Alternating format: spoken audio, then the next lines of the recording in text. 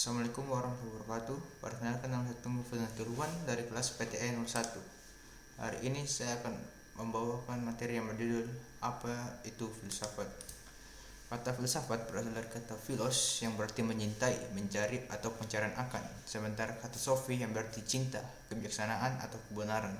Yang berarti filsuf adalah orang yang sedang mencari kebijaksanaan atau kebenaran. Filsuf pertama di dunia bernama Thales yang hidup dari tahun 625 sebelum Masehi sampai 545 sebelum Masehi. Thales memiliki tanggapan bahwa dunia berasal dari air, dan ia memiliki seorang murid bernama Anaximandes yang hidup dari tahun 610 sebelum Masehi sampai 540 sebelum Masehi, yang juga beranggapan bahwa kehidupan berasal dari air. Namun, bentuk pemikiran yang dikembangkan oleh Thales tidak dapat berkembang. Ini dikarenakan tidak ada bukti ilmiah yang ikut ia kemukakan sehingga pemikirannya tidak valid. Lalu ada Heraklitus yang hidup dari tahun 530 sebelum Masehi sampai 470 sebelum Masehi. Heraklitus menganggap bahwa dunia tercipta dari api. Namun, sama seperti Thales, ia juga tidak mampu membuktikan hasil pemikirannya secara ilmiah atau empiris.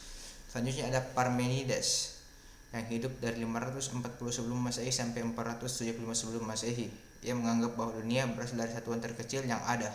Namun, ia tidak menyebutkan dengan gamblang apa yang maksud dengan satuan terkecil tersebut. Yang keempat, ada seorang filsuf bernama Demokritos yang hidup 460 sebelum Masehi sampai 370 sebelum Masehi.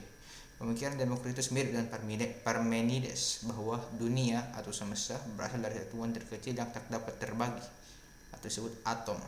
Kata atom yang berarti tidak, dan tome yang berarti terbagi, yang berarti tidak dapat terbagi. Keempat filsuf ini disebut filsuf alam.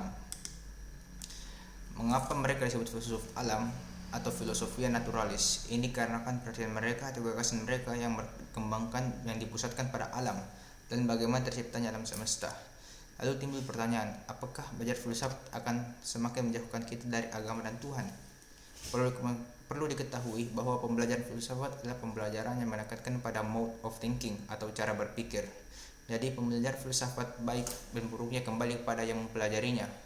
Filsafat bisa digunakan untuk menyerang agama, dan filsafat juga bisa digunakan untuk membela agama. Jadi sama seperti senjata, filsafat bergantung pada siapa yang menggunakannya. Ada beberapa filsuf yang menggunakan filsafat sebagai sarana pembuktian tentang keberadaan Tuhan. Salah satunya adalah Santo Agustinus yang hidup di tahun 354 sampai 430. Ia berupa membuktikan adanya surga dan neraka dengan meminjam pemikiran Plato mengenai konsep forma. Lalu ada Thomas Aquinas yang hidup dari tahun 1225 sampai 1274. Ia juga menggunakan filsafat sebagai pembuktian tentang eksistensi keberadaan Tuhan.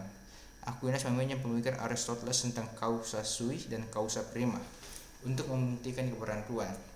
Hasil pemikiran Santo Agustinus membuat pengkristenan Plato, dan pemikiran Thomas Aquinas membuat pengkristenan Aristoteles.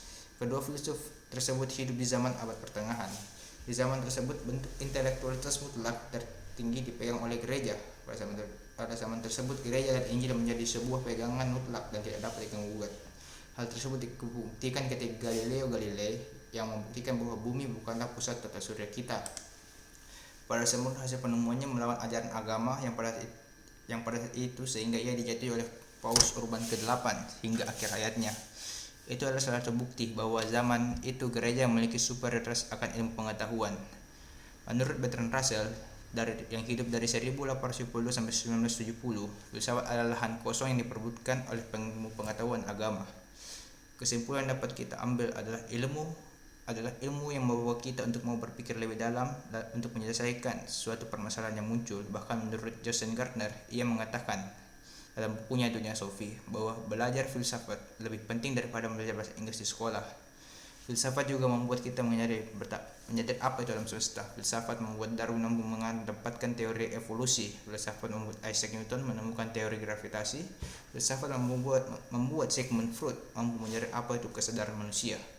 Jadi, filsafat adalah ilmu universal yang mampu membantu manusia menemukan rahasia-rahasia ilmu pengetahuan terdalam. Seperti kata René Descartes, selain pemikiran kita sendiri, tidak ada hal yang benar-benar dalam genggaman kita.